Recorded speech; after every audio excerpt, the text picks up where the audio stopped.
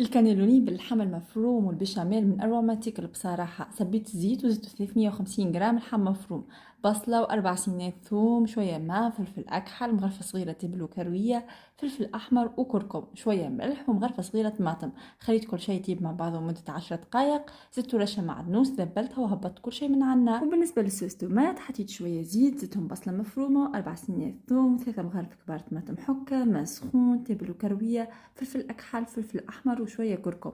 زدتهم شوية كيلو زعتر وخليتهم يشكشكوا مع بعضهم.